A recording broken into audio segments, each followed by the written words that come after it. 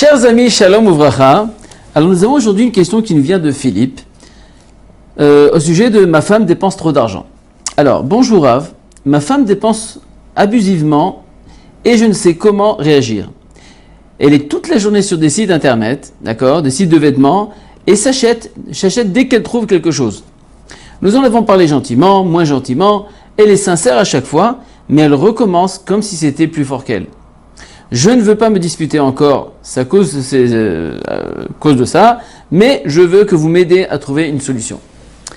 Alors, c'est sûr que d'abord il faut comprendre une chose. Une femme, d'accord, a besoin de façon, toutes les femmes sont comme ça, a besoin d'être rassurée. C'est valable pour c'est-à-dire les aliments, etc.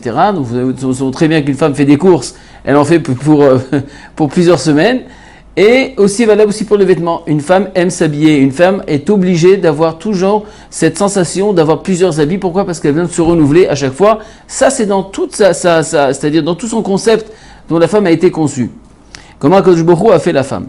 Mais il faut savoir, dans un cas pareil, par exemple, pour que la femme a de l'abus et que le mari n'arrive pas à s'en sortir au niveau financièrement, ou soit parce que ou alors une femme qui toujours attardée devant internet et à chaque fois qu'elle trouve quelque chose elle l'achète et qu'il y a de l'abus à ce niveau-là et que, comme on a dit, financièrement ça marche pas très bien.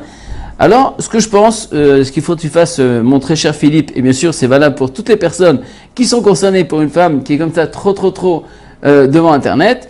Alors il y a des choses qu'il faut savoir. D'abord, c'est possible qu'il y ait un manque d'attention de ta part. Ça veut dire que tu es tellement débordé par ton travail, etc., et elle s'ennuie un petit peu. Ça veut dire qu'elle n'arrive pas à recevoir assez d'attention de ta part, et donc elle est penchée pour combler ce manque, elle est penchée vers d'autres choses pour essayer de se rassasier, c'est-à-dire de recevoir quelque chose, de se recevoir à travers les demandes, des fois c'est à travers le manger, etc., etc.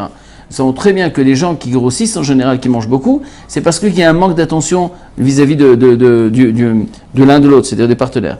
En tout cas, ce qu'il en est dans ce sujet-là, il y a aussi une chose que je pense qu'il faut comprendre, que c'est pas seulement uniquement pour qu'une femme elle est devant Internet, même si une femme, vous voyez qu'une femme elle est attachée pour beaucoup de choses et elle perd son temps, c'est-à-dire on parle d'une femme qui a un problème, pas niveau psychologique, mais il faut savoir que la batala mevia l'aider à vera. Ça veut dire que la batala, quelqu'un qui s'ennuie, il est obligé de faire des bêtises.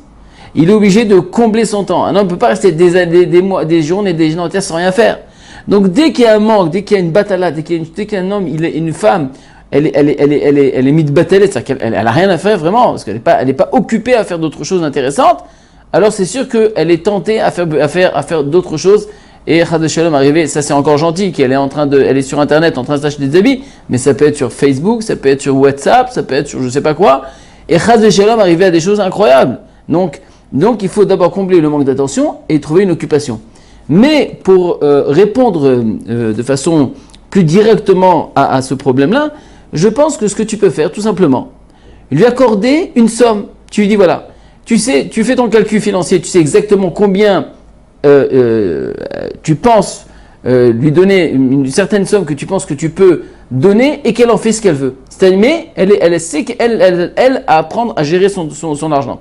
Par exemple, je ne sais pas moi, si par exemple tu vois qu'elle dépense en général 1000 euros et c'est énorme pour toi, alors tu dis voilà, moi je te donne par exemple 300, 400 euros par mois, je dis n'importe quoi, ça dépend chacun, ses moyens bien sûr.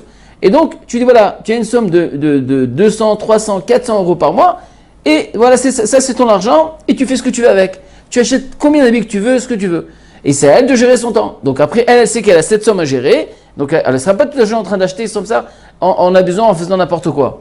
Et comme ça, d'elle-même, elle va apprendre justement à bien gérer son temps, à bien gérer son argent. Et Bezrat Hashem, j'espère qu'avec ces conseils, vous allez retrouver Bezrat Hashem, la tzlacha, la réussite et le shalom dans votre maison. À la prochaine fois.